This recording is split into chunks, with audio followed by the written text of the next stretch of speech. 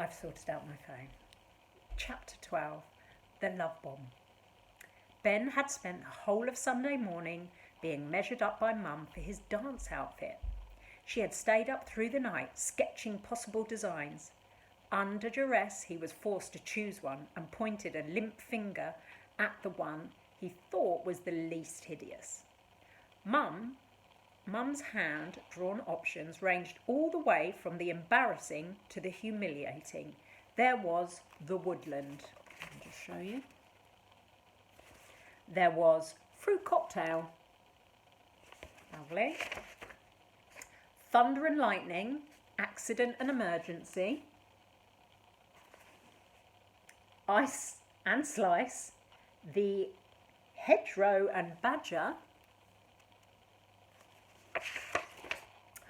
The quality street, eggs and bacon. Confetti, the underwater world. There's lots of them.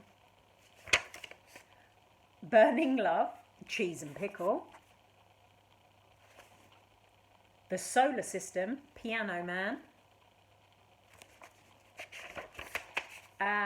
But the one that Ben thought was the least worst was the love bomb. There he is.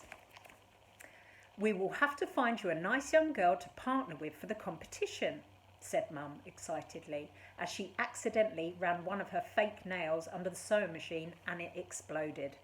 Ben hadn't thought about dance partners. Not only was he going to have to dance, he was going to have to dance with a girl.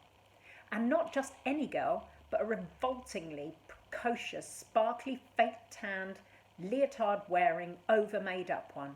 Ben was still at the age when he thought girls were as appealing as frogs born.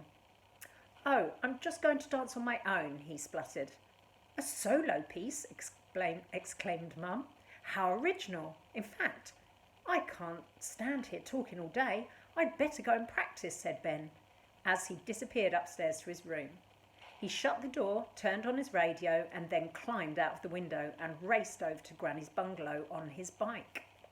"So, you were running off into the woods when Lord Davenport started shooting at you," Ben was eagerly prompting his granny. But for the moment her mind looked blank. "Was I?" said Granny, looking increasingly befuddled. "That's where the story ended last night. You said you had snatched the ring from the Davenport's bedroom and were running across the lawn when you heard shots." "Oh, yes, yes," muttered Granny, her face suddenly illuminated. Ben smiled broadly. He suddenly remembered how he had used to love his granny telling stories when he was younger, transporting him to a magical world, a world where you could paint pictures in your mind that are more thrilling than all the movies or TV shows or video games in the universe. Only a couple of weeks ago, he had pretended to be asleep to stop her telling him a bedtime story. Clearly, he'd forgotten how thrilling stories could be. "I was running and running," continued Granny breathlessly, as if she was actually running, "and I heard a shot ring out, then another. I knew from the sound that it was definitely a shotgun rather than a rifle."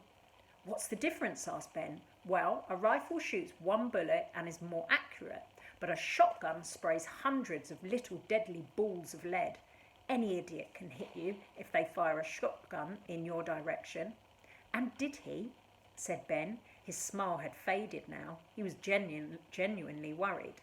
"Yes, but luckily I was far away by then, so I was only grazed. I could hear the dogs barking too. They were hunting me, and I was only a small girl. If they had caught me, the hounds would have ripped me to shreds." Ben gasped in horror. "So how did you get away?" he asked. "I took a chance. I couldn't run the dogs through the forest. The fastest runner in the world couldn't. But I knew the woods really well. I used to play in them for hours with my brothers and sisters. I knew I could get across the stream, then the dogs would lose the scent." "How come?"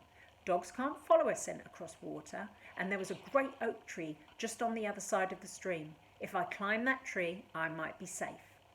Ben couldn't imagine his granny climbing stairs, let alone a tree.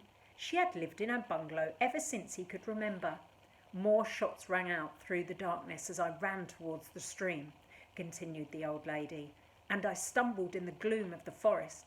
I tripped up on a tree root and fell face first into the mud. Scrambling to my feet, I turned round to see an army of men on horseback, led by Lord Davenport. They were carrying flaming torches and holding shotguns. The whole forest was lit up with the fire from the torches. I jumped into the stream. It was around this time of year, in the depth of winter, and the water was icy. The cold shocked me, and I could hardly breathe. I clapped my hand over my mouth to stifle a scream. I could hear the dogs getting nearer and nearer, barking and barking. There must have been dozens of them. I looked behind me, and I could see their sharp teeth gleaming in the moonlight. We're going to have to end it there for this session because my dinner's ready. So I'll get right back with the next part. See you later.